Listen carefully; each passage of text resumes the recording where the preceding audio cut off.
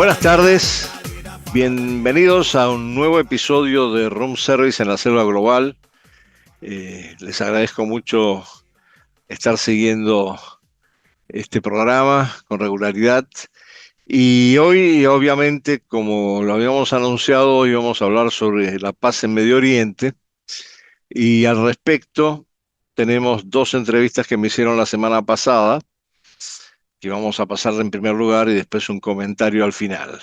La primera me la hicieron a principios de la semana y la segunda fue el jueves, de manera que hemos ido siguiendo los hechos de cómo estaba avanzando el cese al fuego, por lo menos entre Estados Unidos e Irán, y finalmente se llegó a algún tipo de acuerdo, anunciado por lo menos por el lado norteamericano, sobre la posibilidad de firmar un cese al fuego el 19 de este mes en Ginebra o en algún lugar de Suiza, no se precisó todavía, y que permitiría comenzar toda una serie de negociaciones durante 60 días para ver de ajustar lo que se plantea inicialmente con este arranque con el memorándum de entendimiento que permite el cese al fuego.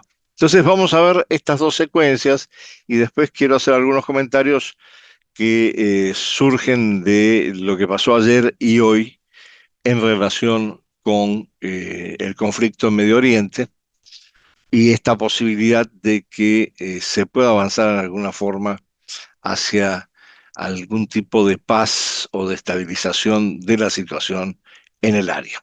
Hemos invitado aquí al programa a Andrés Servín, antropólogo, analista internacional, director en ciencias políticas y conductor del programa Room Service en la Selva Global. Bienvenido, ¿qué tal? ¿Cómo le va? Gracias, Félix. Gracias por la invitación. Un placer. Bueno, estaba hablando un poco de los últimos acontecimientos y la pregunta básica, ¿dónde estamos y hacia dónde vamos con esto?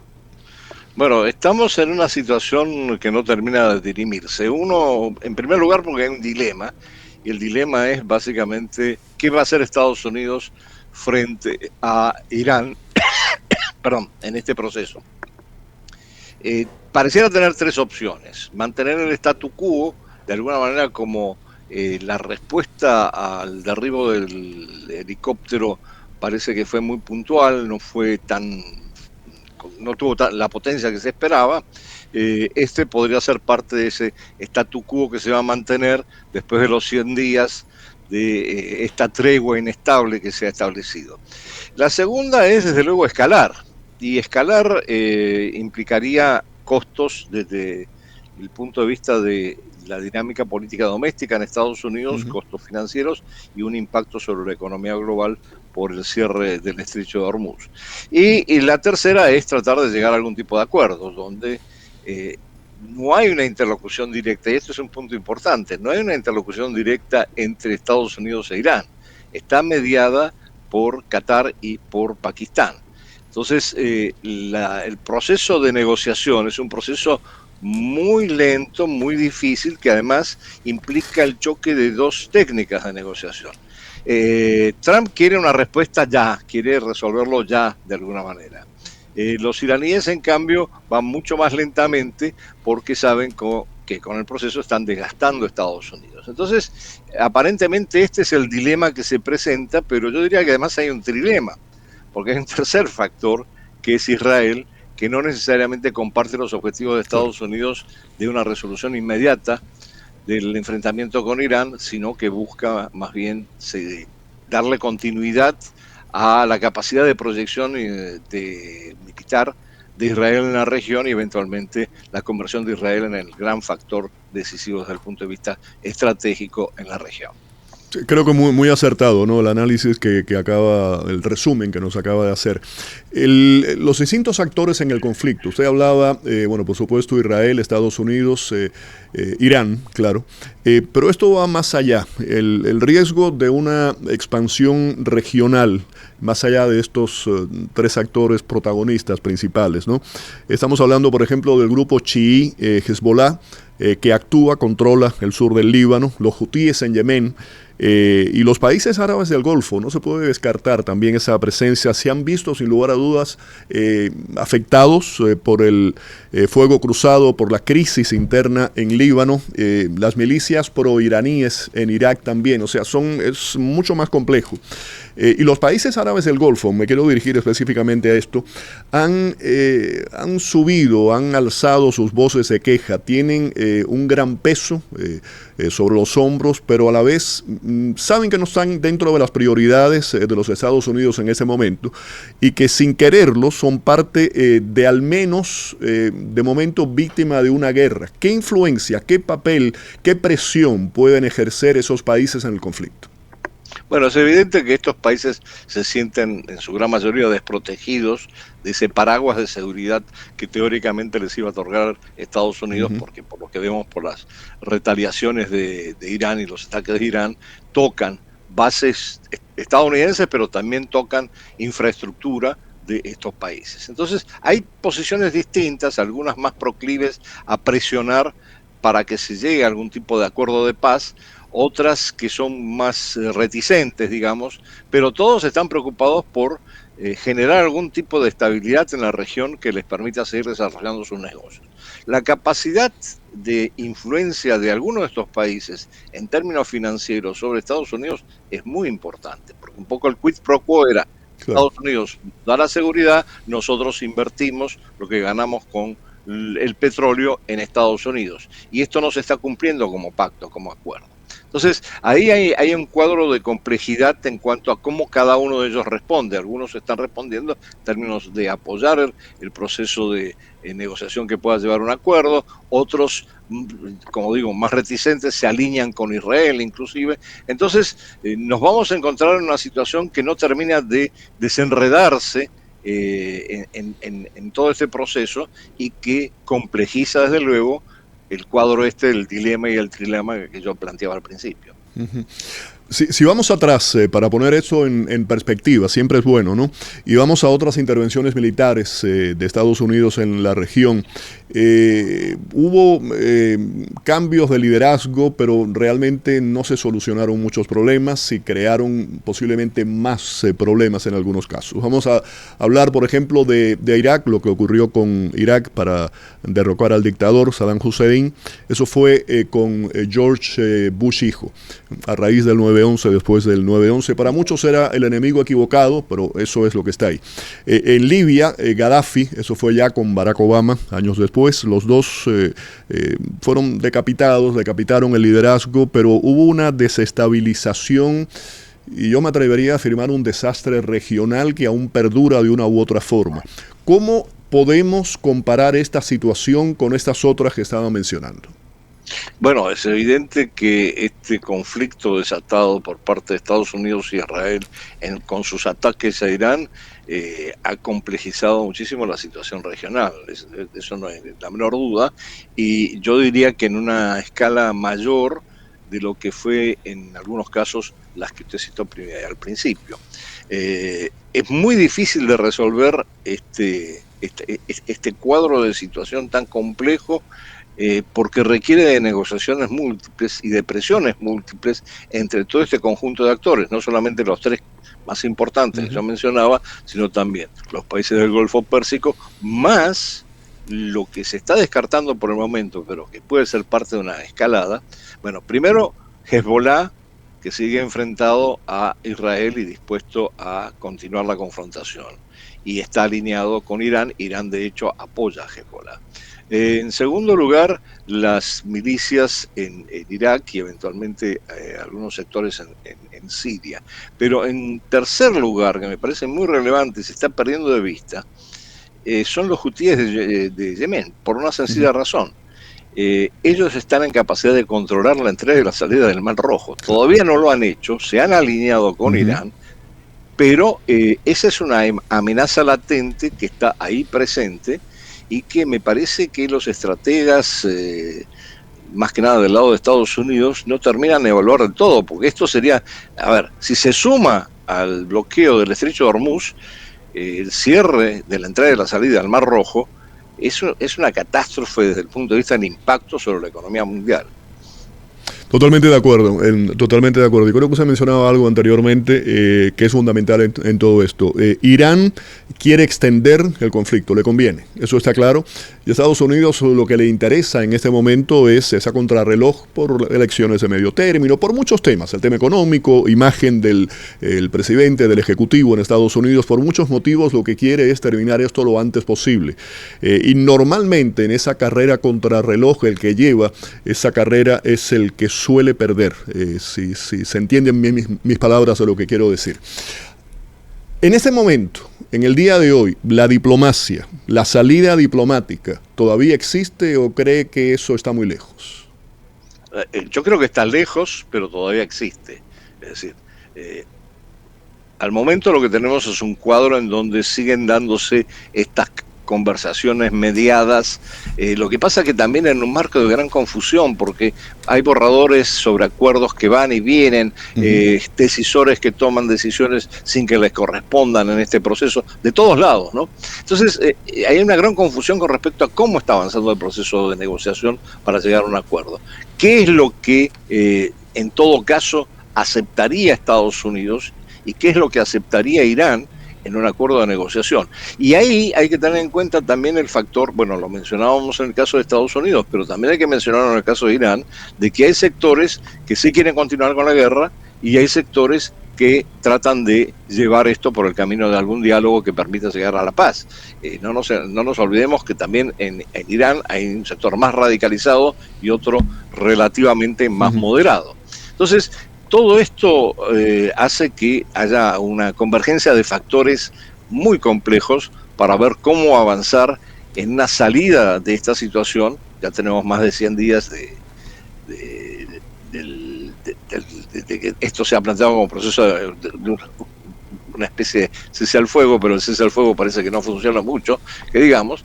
¿Y a dónde va a llevar? Bueno, la expectativa es que de todas maneras los mediadores, como son en este caso Pakistán y Qatar, puedan empujar algún tipo de borrador que sea potable para ambas partes. Y como les decía, en esto hay también muchísima confusión en cuanto a los borradores y qué es lo que se propone.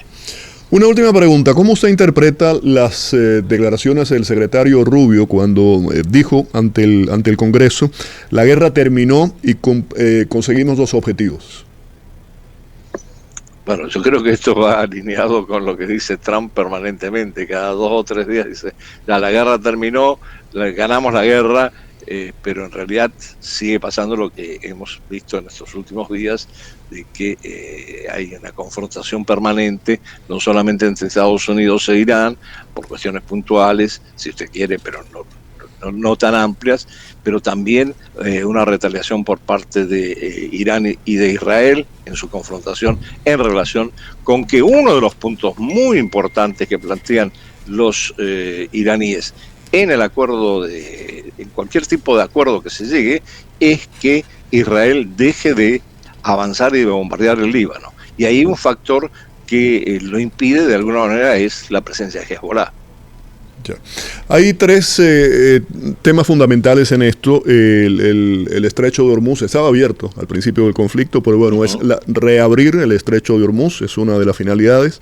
El otro era un cambio de gobierno, eso no ha ocurrido. Tal vez ha habido un cambio de liderazgo, aunque yo siempre digo que hay como una especie de vacío de poder. No se sabe exactamente quién es quien está al mando, si es el hijo del ayatollah, si es la guardia revolucionaria.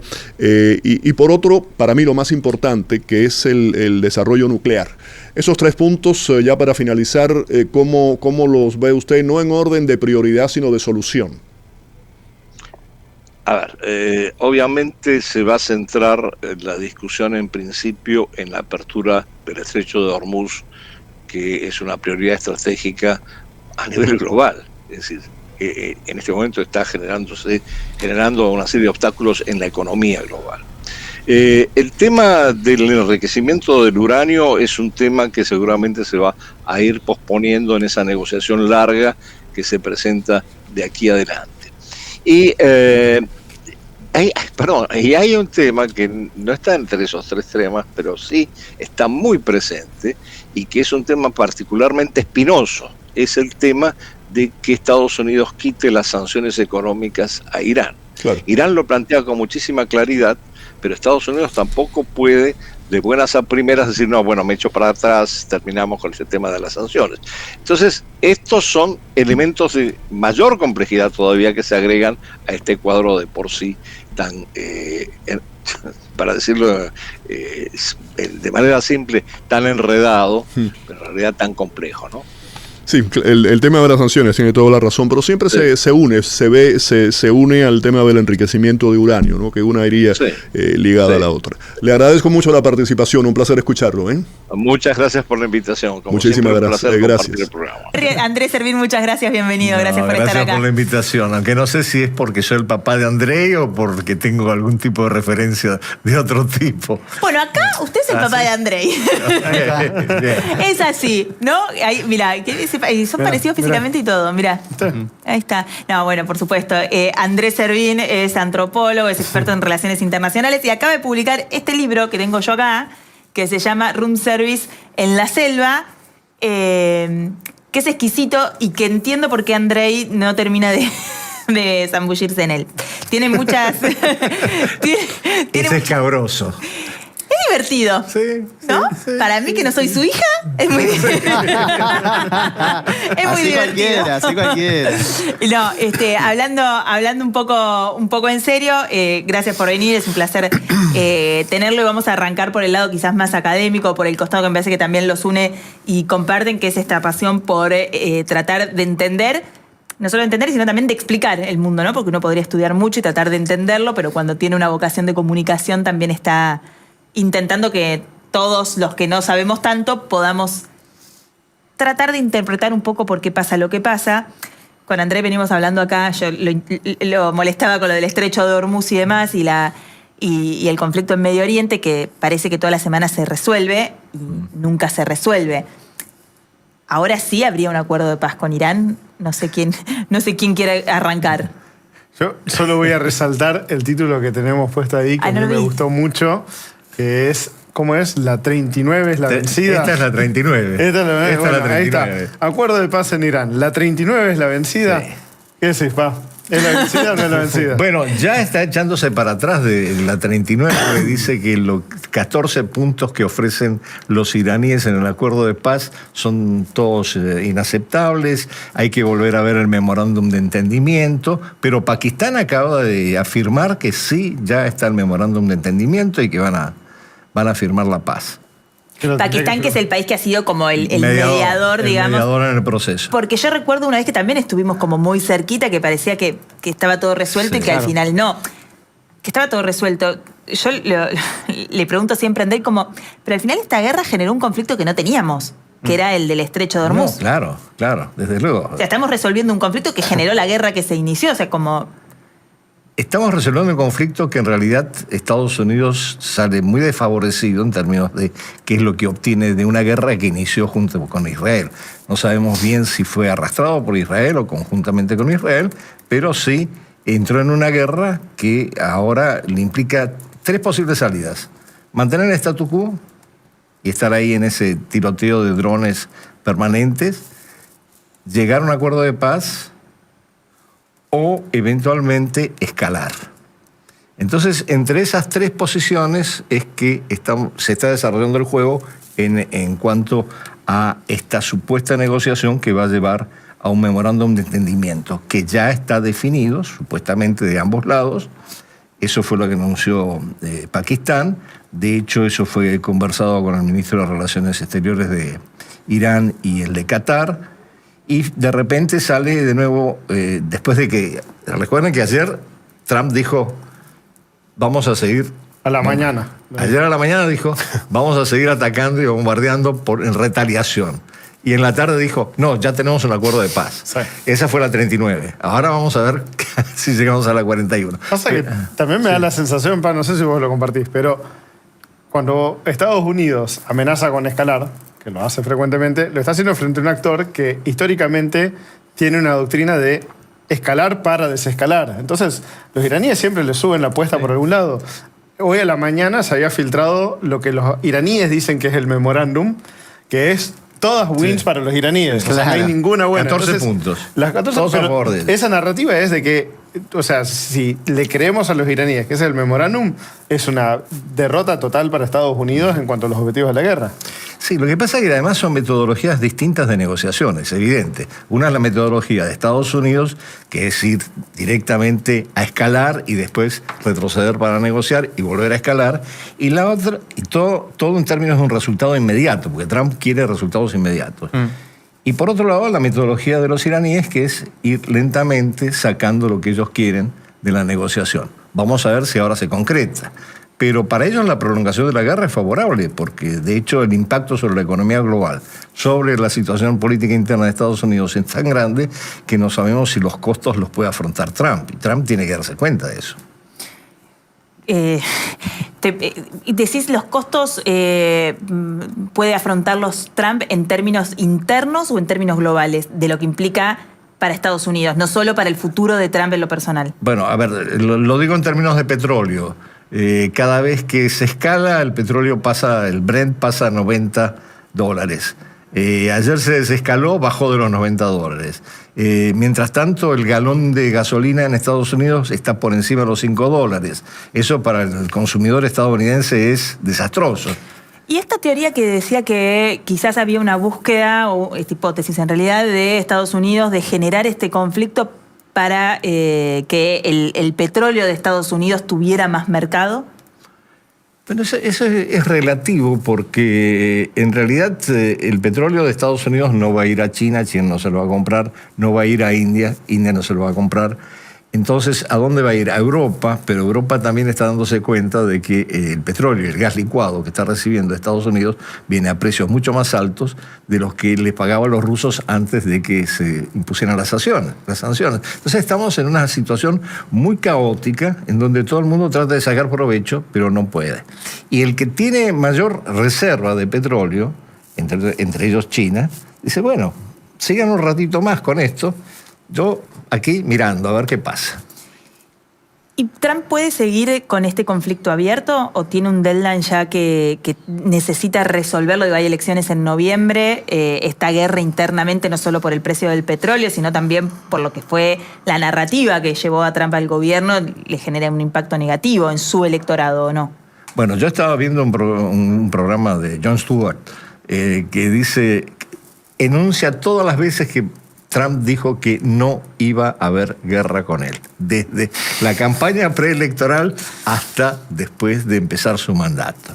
Y evidentemente eso va en total contradicción con lo que realmente está pasando. Ahora, desde el punto de vista, volviendo a la cuestión de los costos son no solamente económicos, son políticos. Claro.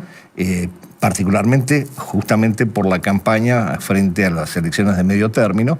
Ya hay una cantidad de republicanos que lo están cuestionando, hay gente del movimiento MAGA que lo está cuestionando, entonces como que se le está modificando la base electoral sobre la cual tenía grandes expectativas con respecto a las elecciones de medio término. Eso puede significar que de repente los demócratas empiecen a tener mayoría en alguna o en las dos cámaras. Con eso del aislamiento, las disidencias dentro del propio movimiento MAGA, bueno, hay muchos aislacionistas históricos ahí que abogaban porque Estados Unidos no se meta en ningún quilombo en general.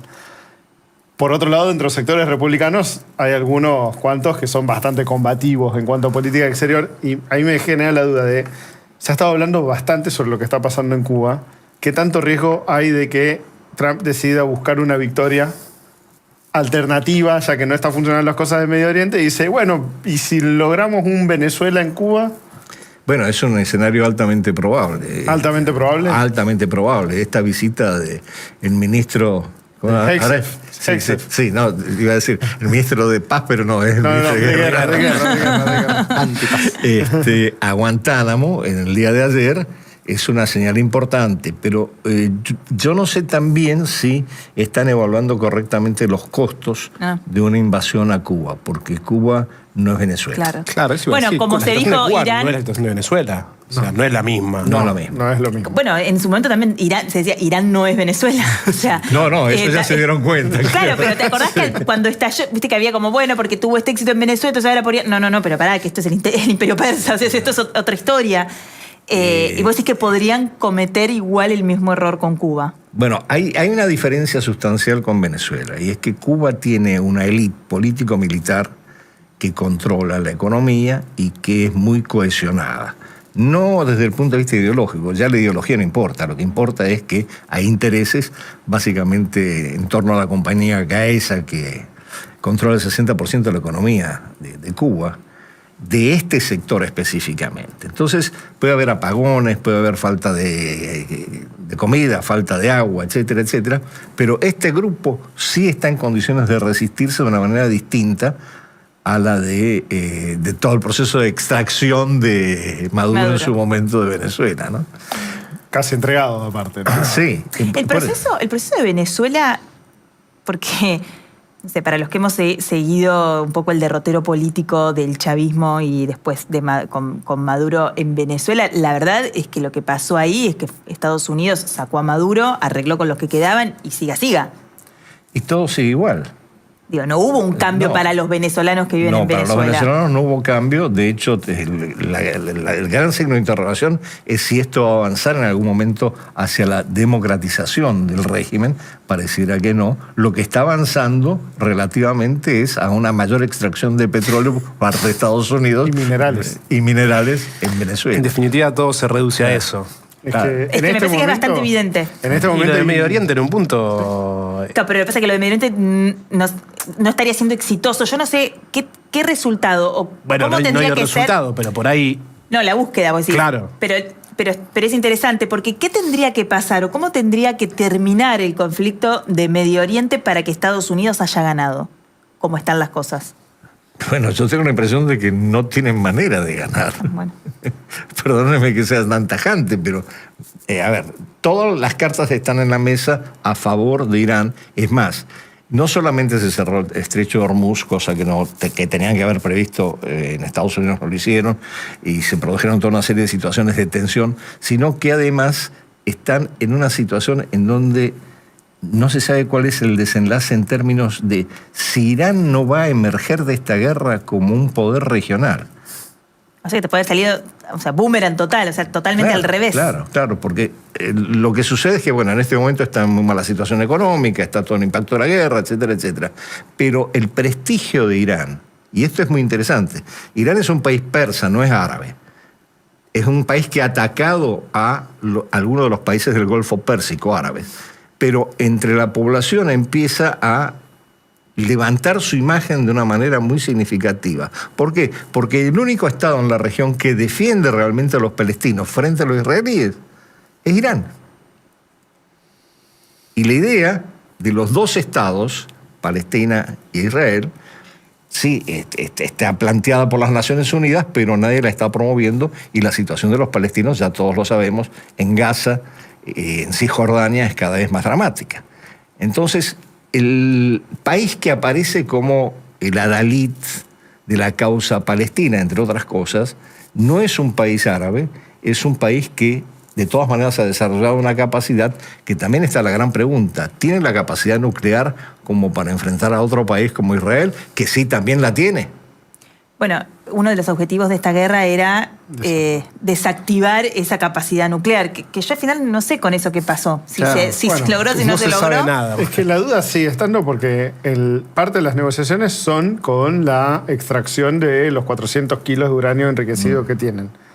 Entonces, ahí ha quedado esa negociación e incluso después de la otra parte de la negociación es el cese de las operaciones de enriquecimiento de uranio con observación internacional y si se comprometen a tratados internacionales o no. Pero lo que mencionaba acá mi padre, que me parece que también hay que resaltar, otro de los puntos de negociación que es súper importante, tiene que ver directamente con Palestina, que los iraníes no están dispuestos a negociar, es el apoyo, lo que Estados Unidos o el Occidente llama el apoyo a proxies, o sea, el apoyo a aquellos grupos que operan fuera de Irán en concordancia o con apoyo a Irán en concordancia con intereses comunes. Como lo es Hezbollah, o sea, Hezbollah es un proxy de Irán que opera contra Israel. Irán no está dispuesto a negociar esos puntos. En esos puntos está diciendo no, eso es parte de nuestra estrategia, eso es parte de nuestra capacidad defensiva y no están dispuestos a ceder en ese punto en particular. Fíjate que el propio memorándum que dicen que se está negociando ahora habla de cese del programa nuclear, pero niega la posibilidad de dejar de apoyar a estos grupos. Sí, Igual lo los noto muy primero es eso, escépticos. justamente. Claro, los noto muy escépticos, igual con que el 39 sea el definitivo. Yo creo que vamos a tener unos cuantos más de idas y venidas, pero aquí hay otro punto detrás de la negociación que me parece relevante.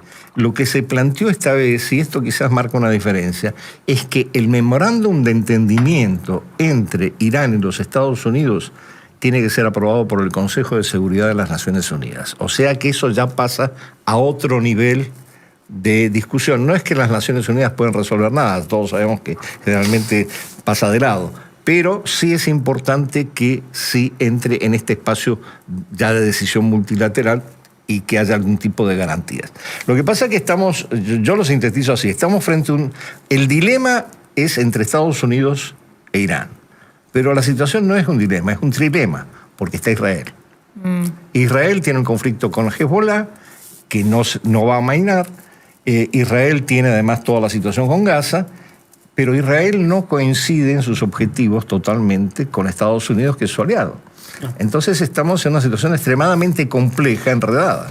Quiero que charlemos un poquito del libro, pero antes una preguntita sobre el proceso electoral de Estados Unidos, porque eso también siento que puede tener impacto para nosotros. ¿Ven que lleguemos a noviembre, o sea, que Trump va a tener que ir a las elecciones de medio término con este conflicto abierto? Como viene, me parece, es decir, ya se está planteando que después de firmar el memorándum de entendimiento van a tomarse 60 días para empezar a negociar cosas. ¿Y cuántas veces más va a haber 60 días más de prórroga? Exactamente. O sea que va, Lo mismo, sí. o sea que va a llegar con el conflicto abierto, y si ganaran los demócratas la elección de medio término, ¿eso serviría para descomprimir la situación en Irán o lo contrario? Bueno, habría que ver cómo se lo toman los demócratas, pero en principio los demócratas han cuestionado la guerra como tal. Los demócratas pueden bloquear futuro financiamiento para las operaciones Medio Oriente. Le pueden bloquear en términos prácticos la guerra. Claro, y ahí ya se tiene que retirar, o sea, se retira, ¿qué hace? ¿Qué tiene que...? Básicamente tiene que buscar una forma. ¿No puede actuar igual aunque no tenga el apoyo del Congreso? No, Y bueno, no tiene pasa plata. que si no tiene plata...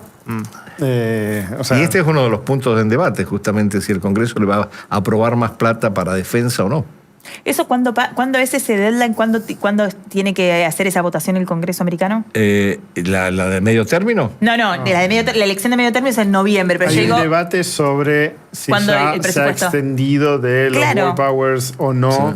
Porque él dice que cada vez que entran en tregua técnicamente no cuentan los 60 se renuevan días. los días. No, que no cuentan, que no se van contabilizando. Igual, aún si contás esos días, ya está recontrapasado. Se venció.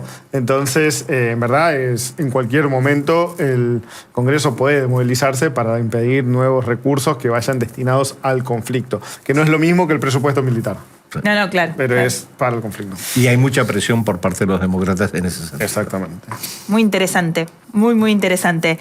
Casi tanto como Room Service en la selva. Andrés, es su segundo libro. Una incursión en el mundo literario, donde se permite un montón de licencias. Acá lo ven. Es un Andrés Servín acá que no es así tan serio como lo escucharon acá. Hay mucho del mundo, pero hay mucho de, no sé, ahí está más el antropólogo presente, la experiencia personal, la vida. Bueno, el libro anterior se llamaba Comida, diario de un antropólogo hambriento.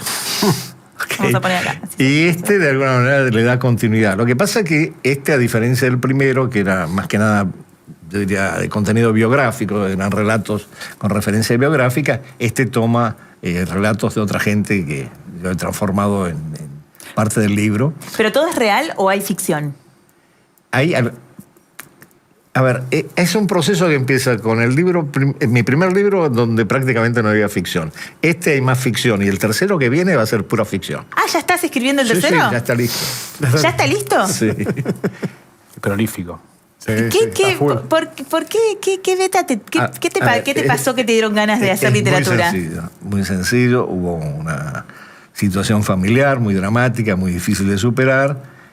Yo me alejé de la profesión como tal de analista internacional, y en un momento dado dije, bueno, ¿y ahora qué?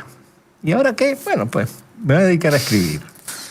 pero me voy a dedicar a escribir de tal manera que la gente se divierta. Yo no quiero que la gente se lo tome demasiado en serio. Yo quiero que la gente se entretenga, se ría y diga, pero este está loco, ¿qué cosas dice?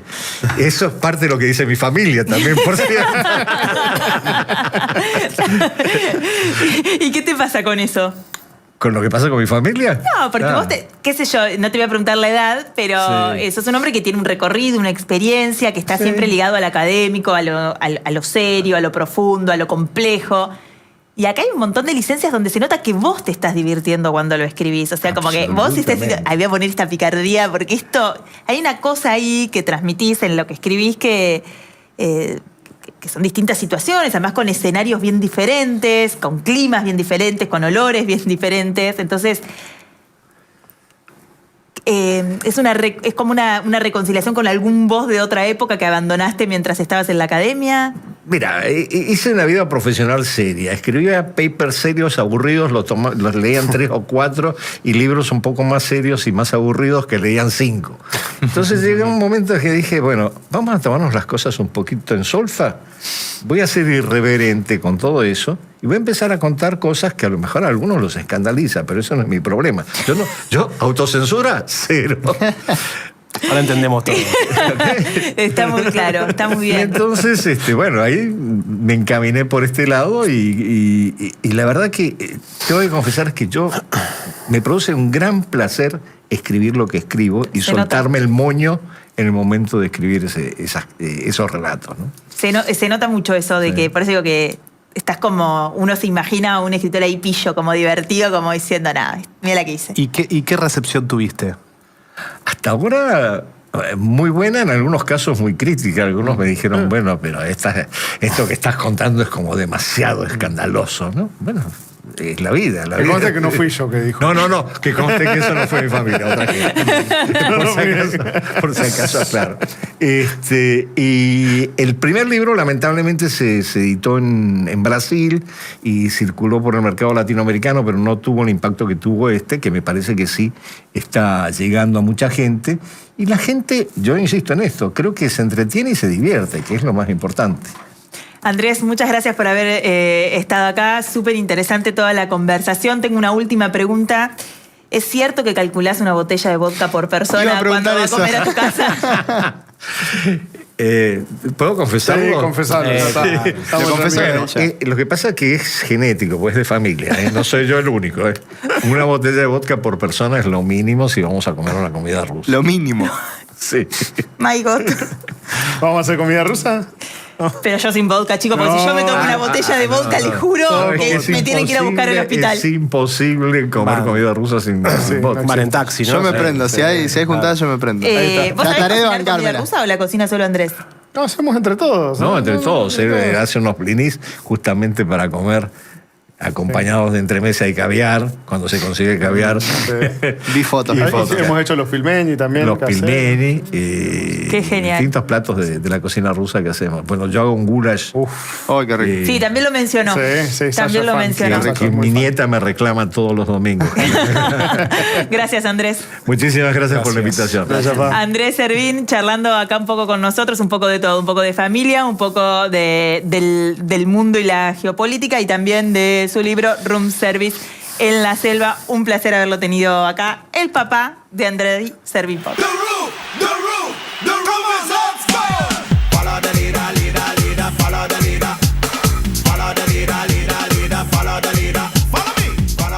Bueno, como han visto, esto ha sido un proceso durante la semana, un proceso en realidad que se prolonga mucho más que esta semana, pero había serias dudas de que se podría llegar finalmente a algún tipo de acuerdo, o por lo menos a la firma de este memorándum de entendimiento que se va a dar el 19. Trump ha confirmado que el acuerdo sí es aceptable y eso pone fin al bloqueo naval estadounidense en el Estrecho de Hormuz, y esto es muy importante.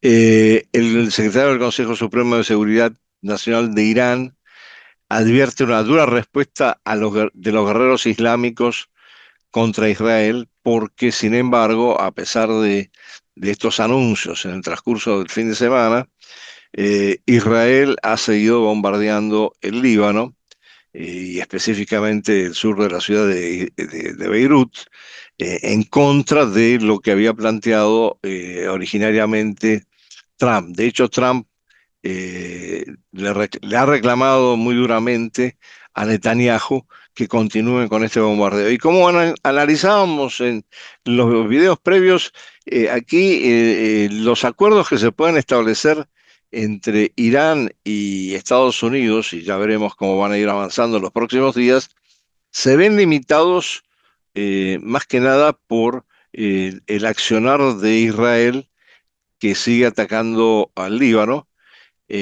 cuando una de las condiciones para poder avanzar en las conversaciones sobre un acuerdo de paz entre Estados Unidos e Irán, una de las condiciones fundamentales es que realmente cesen las hostilidades de Israel contra el Líbano. Entonces, como lo planteaba en una de las entrevistas, estamos frente a un trilema. Por un lado tenemos la confrontación Irán-Estados Unidos, que tiene visos de ir resolviéndose, y por otro lado tenemos la situación de Israel, que sigue planteando sus propios objetivos a nivel regional y que probablemente tenga mucho que ver con la situación política interna de Netanyahu y las próximas elecciones en Israel.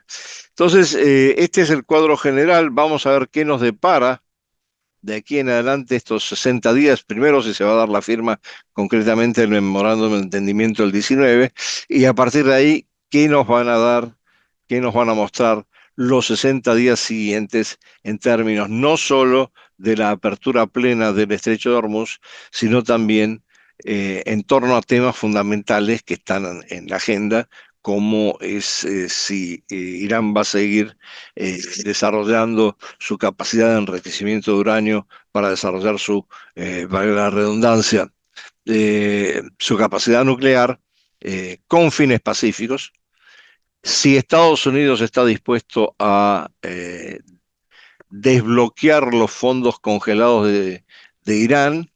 Esa es una condición muy importante para Irán, para una recuperación económica después de la guerra, y si realmente esta condición de que cese el fuego entre Israel y el Líbano, y particularmente los ataques de Israel a el sur del Líbano, llegando casi a la ciudad de Beirut. Vamos a ver cómo esto se desarrolla.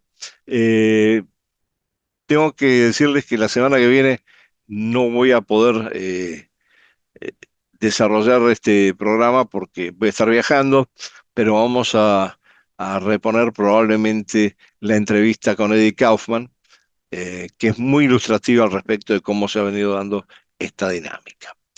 Por lo demás, de aquí en adelante, lo que les deseo es que disfruten de los vinos, de Vinos Consentidos, que como siempre provee de los mejores vinos para su consumo, y que obviamente consumo yo con regularidad. Hay una gran variedad de vinos y grandes posibilidades de disfrutar de ellos.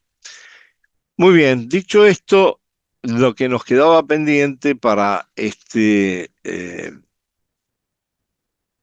episodio de hoy era el cuento de la semana. Y este cuento, como acabo de venir de Madrid, lo escribí un poco inspirado por mi estadía en Madrid, en un barrio en particular, y se llama Yin y Yang en un barrio de Madrid. Un bar mínimo y algo sórdido en un barrio de Madrid, con un largo pasillo y más allá de la barra, una trastienda en penumbras. Los dueños que atienden son chinos. Apenas hablan español y te ofrecen una carta sospechosa de bocadillos de calamar y otros. Raro que el local no sea una quincallería o un restaurante chino. Los parroquianos visibles del bar son pocos. Un viejo hippie, un muchacho con camiseta de fútbol y dos chicas de mirada cínica que se susurran entre ellas. Todos parecen habitués del barrio, pero el barrio es un barrio pijo, como le dicen en España, y no hay otros bares similares en él. Lo sé porque lo he caminado sin ver uno, solo terrazas y restaurantes de precios caros. Hay una sola mesita alta con 2 taburetes en la acera y una mesa baja con 2 sillas pegadas a la puerta, junto a un dintel descascarado y a un ventanal lleno de polvo. Aprovecho que la mesita alta no está ocupada. Me siento y pido a la camarera china una cerveza bien fría.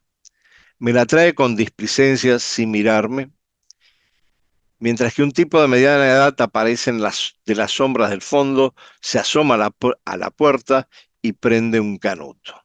No me mira. Está absorto en algo que no registro. La gente pasa sin mirarnos. No sé si por el canuto de marihuana o por el tipo.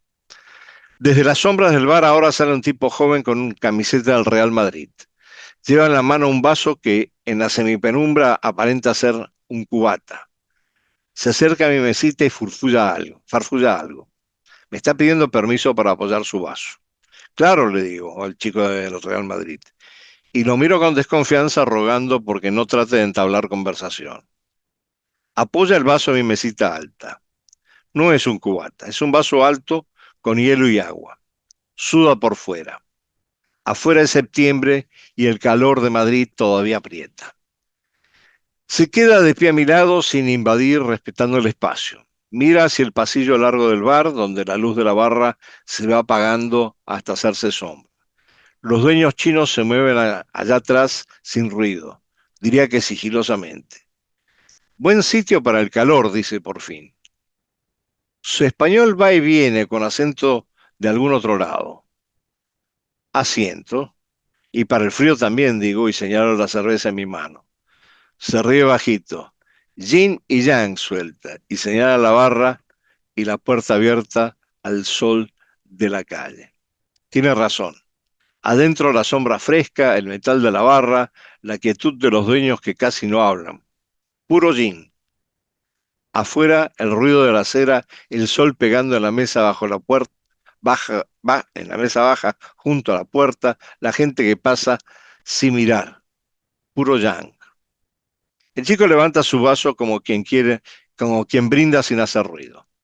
Equilibrio, dice, y se va de nuevo adentro, dejando el vaso un segundo sobre mi mesa. Vuelve y lo recupera. Se pierde en el pasillo largo hacia las sombras. La camarera pasa otra vez, igual de displicente, igual de exacta. Me deja otra cerveza sin que la pida. En la calle el barrio sigue siendo pijo y ajeno. Pero en esta mesa alta, por un rato, hay balance. La segunda cerveza llega y la primera sigue a mitad de camino. Todavía sigue a medio camino. Eso también es yin y yang. Prisa y calma en la misma mesa. Desde mi taburete veo como el pasillo del bar traga luz. Al fondo, uno de los dueños chinos acomoda botellas sin mirar a nadie. No hace falta que hable español. El gesto de colocar algo calmadamente en su sitio es un idioma. Orden frente al caos de la calle. Yin. Afuera, la mesa baja junto a la puerta se llena un minuto y se vacía el otro. 2 chicas entran, ríen, piden algo de beber. Se van igual de rápido. Movimiento, ruido, reflejo de los vasos. Yang. El chico del Real Madrid reaparece. Esta vez no trae vaso. Se apoya en el marco de la puerta y mira a la calle como yo miro el pasillo. 2 puntos de vista, 2 mitades del mismo sitio. ¿Vives por aquí?, me pregunta sin voltear.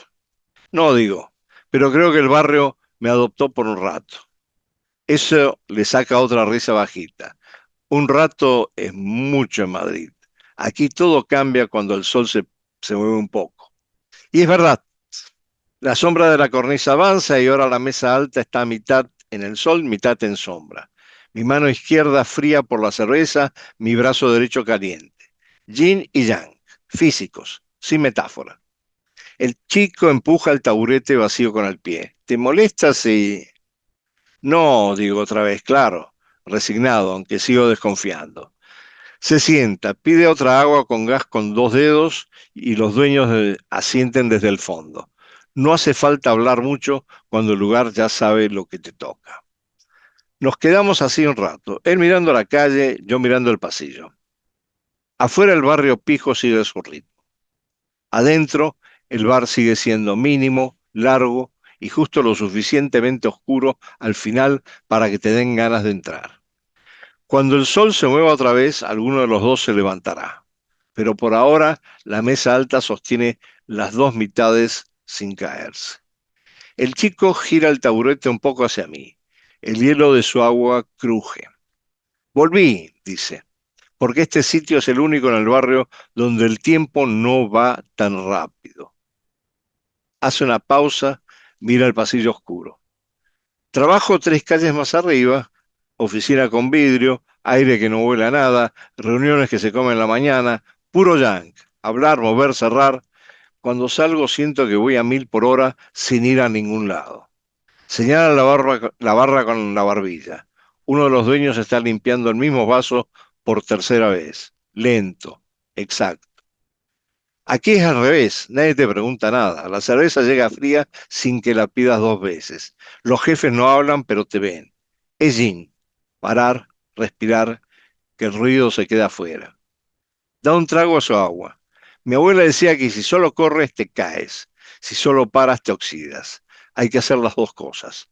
Por eso me escapo 20 minutos, para no caerme ni oxidarme. Se ríe algo incómodo, suena ridículo, ¿no? Un tipo con camiseta del Madrid hablando de equilibrio.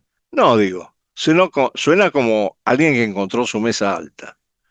Se queda callado un momento. Afuera el sol se corre otro poco y ahora la sombra nos tapa. Adentro, la luz de la barra parece un poco más fuerte. El pasillo sigue largo, pero ya no se ve tan oscuro al final.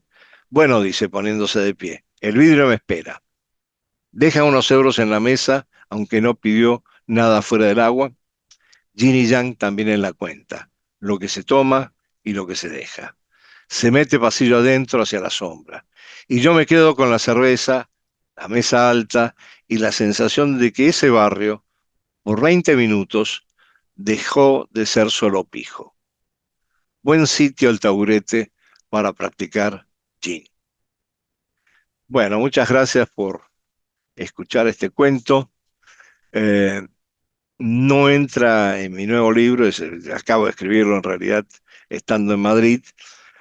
Por lo tanto, vamos a cerrar el programa primero con la despedida de rigor, esperando que tengan una muy buena semana y de que nos podamos ver por lo menos virtualmente el lunes que viene. Y para cerrar, vamos a pasar un reel muy breve que hicieron en base al programa de Infobae que ya proyectamos, pero que refleja un poco en qué consiste mi nuevo libro, Room Service en la Selva, que ya está en las librerías. Muchísimas gracias y hasta la próxima semana. Andrés Servín es antropólogo, es experto en relaciones internacionales y acaba de publicar este libro que tengo yo acá, que se llama Room Service en la Selva. Es escabroso. Es divertido. Sí. Para mí, que no soy su hija, es muy divertido.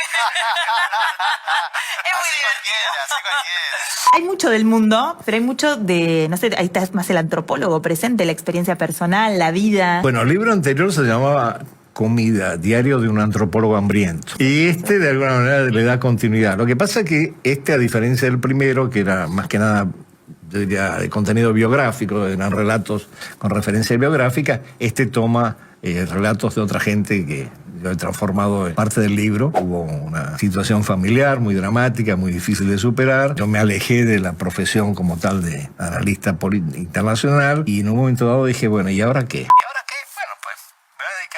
Pero me voy a dedicar a escribir de tal manera que la gente se divierta. Yo no quiero que la gente se lo tome demasiado en serio. Yo quiero que la gente se entretenga, se ría y diga, pero este está loco, ¿qué cosas dice? Eso es parte de lo que dice mi familia también, por cierto.